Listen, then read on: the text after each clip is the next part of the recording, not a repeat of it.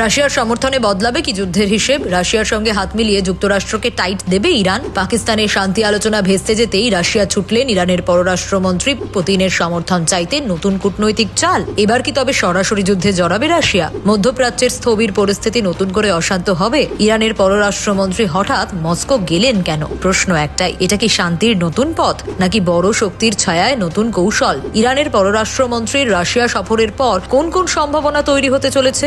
প্রথম কলকাতা এই বিশেষ প্রতিবেদনে আজকের সেই প্রশ্নেরই উত্তর খোঁজার চেষ্টা করবে।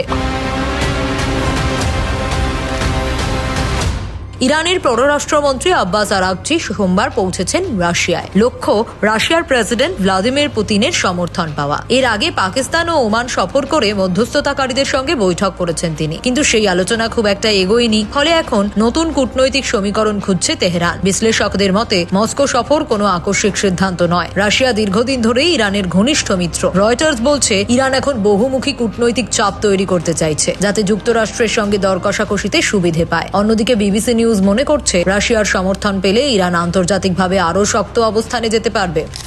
পাকিস্তানের সম্ভাব্য শান্তি আলোচনা ভেস্তে যাওয়ার পরই এই সফরের গুরুত্ব আরও বেড়ে যায়।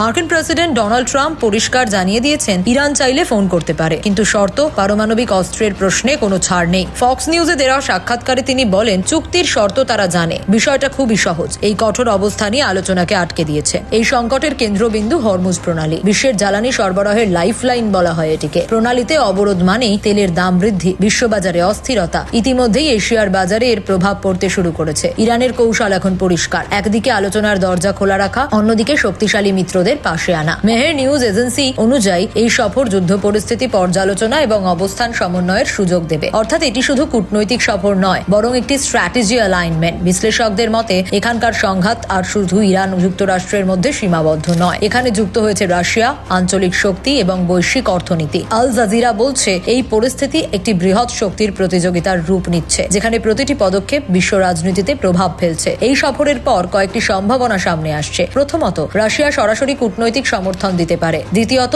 যুক্তরাষ্ট্রের ওপর চাপ বাড়াতে পারে ইরান। তৃতীয়ত, আঞ্চলিক উত্তেজনা আরও বাড়াতে পারে। আর সবচেয়ে বড় প্রশ্ন, রাশিয়া কি সরাসরি জড়াবে এই সংঘাতে? মস্কোর এই বৈঠক শান্তির দরজা খুলবে নাকি নতুন সংঘাতের সূচনা করবে তা এখনো অনিশ্চিত। কারণ এই লড়াই শুধু যুদ্ধের নয়, এটি প্রভাব, শক্তি আর বিশ্ব রাজনীতির ভবিষ্যৎ। এই প্রেক্ষাপটে আরেকটি গুরুত্বপূর্ণ দিক সামনে আসছে, চীন ফ্যাক্টর। যদিও সরাসরি এই আলোচনায় নেই, তবে বিশ্লেষকদের মতে চায়নাও পরিস্থিতির দিকে গভীরভাবে নজর রাখছে। কারণ হরমুজ প্রণালীর মাধ্যমে যাওয়া জ্বালানির বড় অংশই যায় এশিয়ার বাজারে, যার বড় ক্রেতা চীন। তাই এই সংঘাত দীর্ঘস্থায়ী হলে বেজিংও পরোক্ষভাবে কূটনৈতিকভাবে সক্রিয় হতে পারে। ফলে এই সংকট ধীরে ধীরে একটি বহুপাক্ষিক শক্তির প্রতিযোগিতায় পরিণত হওয়ার আশঙ্কা বাড়ছে।